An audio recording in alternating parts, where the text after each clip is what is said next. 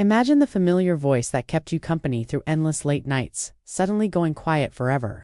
That is the painful reality fans of Great Library, known to many as Na Dong-hyun, are facing right now. His sudden passing has stunned millions. And while the exact circumstances are still being investigated, early speculation points to a possible heart attack. Stick with me through this video, because together we'll look at what's confirmed, what remains uncertain, and the emotions pouring out from everyone who loved him early in the morning on September 6, 2025. Paramedics were called to a residence in Gwangjinju, Seoul, after someone close to him grew concerned when they couldn't get in touch. At around 8:40 a.m., they found Na Dong-hyun unresponsive at his desk. There were no obvious signs of wrongdoing, and nothing at the scene suggested anything other than a medical emergency.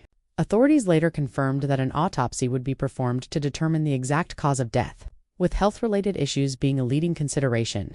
For many, the thought that it might have been a heart attack feels tragically believably a quiet, private end to the life of someone who had been so publicly present for so many years.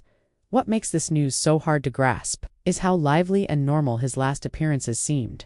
Just 2 days before, he had attended Seoul Fashion Week, dressed sharply and smiling for photographers as if nothing was wrong. Even just hours before his death, he was live on stream speaking to fans in the casual, familiar way that made so many feel close to him. In earlier broadcasts, he had admitted to feeling fatigued, and those who knew him say his intense schedule and lack of downtime might have played a part. Looking back, those moments now feel heavy with meaning clues we all wish we had noticed sooner. Great Library wasn't just a content creator. He was a trailblazer. He belonged to the first generation of live streamers, starting on Efricot and eventually growing his presence on Twitch and YouTube.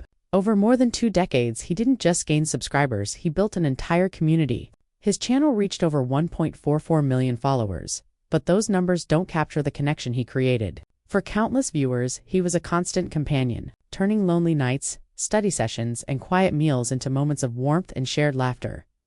When the news broke, tributes flooded the internet within hours.